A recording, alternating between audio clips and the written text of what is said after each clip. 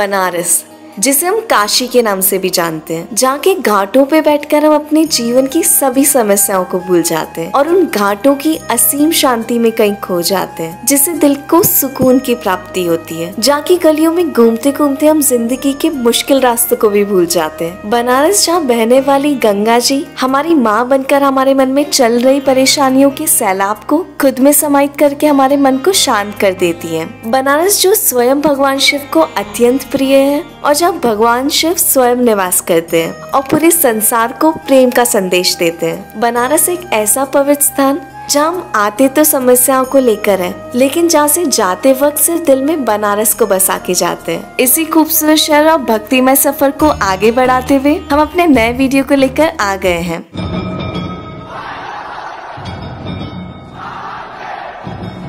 इससे पहले की वीडियो में हमने बनारस के घाटों का सुकून देखा और वहाँ की सुंदरता को आंखों में बसाया, साथ साथ बनारस की गलियों को भी अच्छे से महसूस किया और साथ ही बनारस के स्वादिष्ट भोजन का भी आनंद लिया। ये सब कुछ करने तक कब दिन समाप्त हो गया पता ही नहीं चला। इस वीडियो में अगले दिन का सफर स्टार्ट करते हैं और बनारस में बसे भोले बाबा जी से मिलने चलते हैं। आप सब भी चलिए हमारे साथ। रात में आंखों में शिव जी से मिलने की खुशी लिए मैं सो जाती हूँ और सुबह जल्दी उठ के नहा के जल्दी जल्दी तैयार हो जाती हूँ, क्योंकि ऐसे तो शिव जी के भक्तों की पूरी दुनिया में कोई कमी नहीं है, लेकिन सावन माह में शिव जी के दर्शन के लिए भक्तों की बहुत बड़ी भीड़ आ जाती है और मुझे शिव जी के दर्शन करने की खुशी बहुत ज्यादा थी, जिससे मैं सुबह जल्दी जल्दी तैयार हो जाती हूँ। तैयार होकर आंखों में शिव जी के दर्शन पाने की खुशी, दिल में शिव जी का प्रेम और मुंह पे ओम नमः शिवाय का जाप लिए मैं निकल पड़ती हूँ काशी विश्वनाथ जी शिव जी के दर्शन के लिए। रास्ते में मुझे शिव जी के भक्त जो कावड़ उठाकर काफी दूर से पैदल यात्रा करके शिव जी का जल अभिषेक करने आते हैं, उनकी भीड़ दिखी।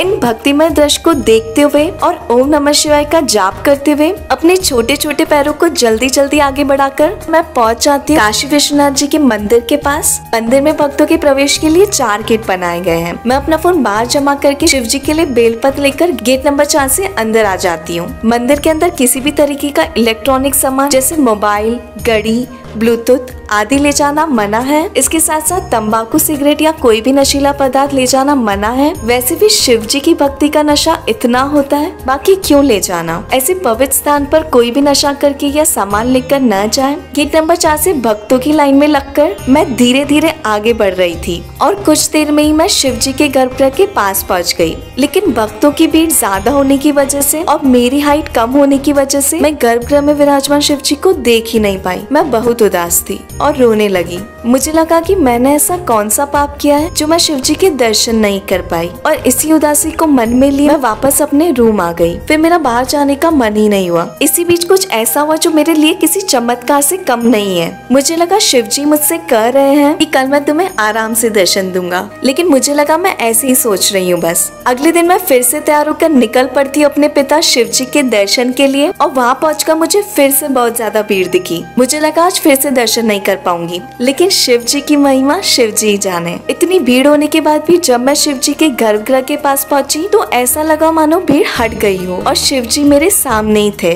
मैं हाथ जोड़कर काफी देर तक उन्हें बस देखती रही। तब मुझे यह पता चला कि जिनके पिता स्वयं शिव जी हो वो बच्चे रो नहीं सकते, क्योंकि शिव जी अपने बच्चों को रोने नहीं देते। शिव जी को प्रणाम करके खुशी खुशी मैं वापस आ जाती हूँ माँ अन्नपूर्णा देवी जी के मंदिर, जो काशी विश्वनाथ जी के पास में ही है। माता जी के दर्शन प्राप्त करने के पश्चात मैं बाहर आकर अपना फोन लेती हूँ और बनारस की फेमस चाय पीने के लिए आ जाती हूँ चाय वाली दुकान पर। चाय पीने के बाद मैं निकल पड़ती हूँ काशी के रक्षक श्री काल भैरव जी के दर्शन करने, जो काशी विश्वनाथ जी से 2 किलोमीटर की दूरी पर है। यहाँ पर एक छोटी सी लाइन में लगने के बाद जल्दी हमें काल भैरव जी के दर्शन करने का भी सौभाग्य मिल गया। फिर मेरे पेट में जैसे चूहों ने दौड़ लगा दी हो। इन्हीं चूहों को शांत करने के लिए रास्ते में मैं कुछ खाने का ढूंढने लगती हूँ। तब तक मुझे चाट वाले भैया मिल जाते हैं। उनकी चटपटी चाट देखकर मेरे मुंह के साथ साथ पेट के चूहों के मुंह में भी पानी आने लगता है। भैया से चाट लेकर मैं बिना किसी देरी के उस चाट पर टूट पड़ती हूँ और यहाँ की चाट सिर्फ देखने में नहीं, खाने में भी बहुत अच्छी थी। मुझे चाट इतनी पसंद आई कि मैंने एक खाने के बाद एक और पैक करवा लिया, जिसे रूम में मैं आराम से खा सकूं। रूम पर आते ही मैंने सबसे पहले चाट खाना स्टार्ट कर दिया और मेरा डो ऐसे देख रहा था जैसे कहना चाहता हूँ कि कितने जन्मों की भूखी लड़की हो।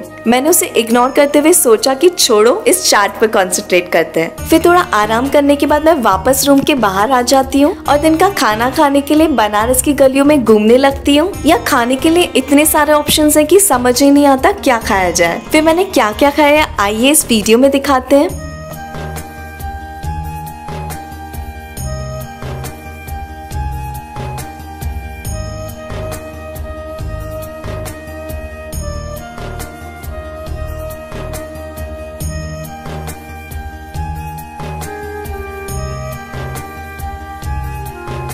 खाना खाने के बाद मैं निकल पड़ती हूँ फिर से घाट की है जहाँ की नाव मुझे बुला रही थी। नाव वाले भैया को 100 रुपए देकर मैं बैठ जाती हूँ इस बड़ी सी नाव में और निकल पड़ती हूँ बनारस के घाटों की खूबसूरती देखने। ऐसे तो बनारस में कुल 84 घाट्स हैं, जिसमें से 80 घाट और दशाश्वमेध घाट गंगा आरती के लिए काफी फेमस है। इसके साथ साथ यहाँ 2 ऐसे घाट भी हैं जहाँ व्यक्ति को उसकी अंतिम यात्रा के लिए लाया जाता है। इन्हीं 2 घाटों में जो सबसे ज्यादा प्रसिद्ध या ये कहें जो मोक्ष प्राप्ति का स्थान बोला जाता है, उस घाट का नाम मणिकर्णिका घाट है। इस घाट के बारे में यह भी कहा जाता है कि यहाँ पर चीता की आग हमेशा जलती रहती है। नाव से इस घाट को देखने के बाद मन में बस इतना ही ख्याल आया कि खुशियाँ छोड़कर पैसों के पीछे भाग के क्या फायदा जब जाना खाली हाथ ही है। नाव से घाटों की सैर करते करते आरती का भी समय हो जाता है। नाव वाले भैया ने कहा 200 रुपए दो और नाव से आरती दिखा दूंगा, लेकिन मुझे गंगा जी के किनारे से आरती देखनी थी, इसलिए मैं नाव से उतरकर गंगा माँ के किनारे पर आ जाती हूँ। थोड़े ही समय के बाद शाम 7 बजे गंगा जी की आरती स्टार्ट हो जाती है और मैं फिर से इस आरती में खो जाती हूँ।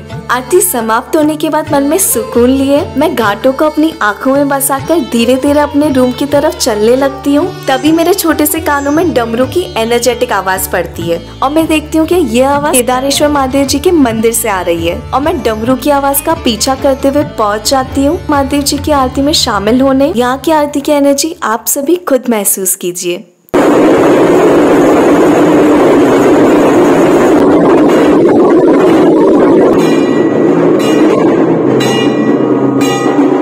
आरती के समाप्त होने के पश्चात महादेव जी और गौरा माँ का आशीर्वाद प्राप्त करने के बाद मैं जल्दी से रात का खाना खाने निकल जाती हूँ, क्योंकि आज मेरा बनारस में अंतिम दिन था। जल्दी से खाना खाने के बाद मैं बनारस की गलियों को निहारते हुए और अपने मन में बसाते हुए बस यही सोचती हूँ कि क्यों बनारस से जाते वक्त इतना बुरा लग रहा है और अब वापस शिव जी कब बुलाएंगे। बनारस के ये सभी घाट, गंगा माँ की आरती, शिव जी के दर्शन, बनारस की गलियाँ, बनारस का खाना, रबड़ी और बनारस का पान दोबारा से कभी देख पाऊंगी। इसी सोच में कोई भी मैं अपना सामान पैक करके आ जाती हूँ बनारस के रेलवे स्टेशन पर और बनारस को प्रणाम करके निकल पड़ती हूँ अपनी अगली मंजिल की तरफ। मैं तो बनारस से आ गई, लेकिन मेरे दिल में बनारस हमेशा के लिए बस गया और मेरा बनारस का सफर यहीं समाप्त हो गया।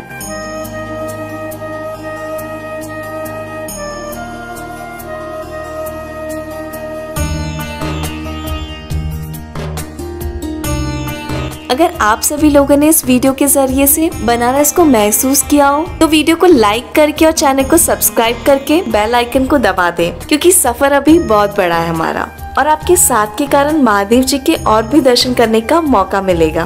तब तक के लिए आप सभी महादेव जी का एक एक जाप कमेंट में कर दीजिए।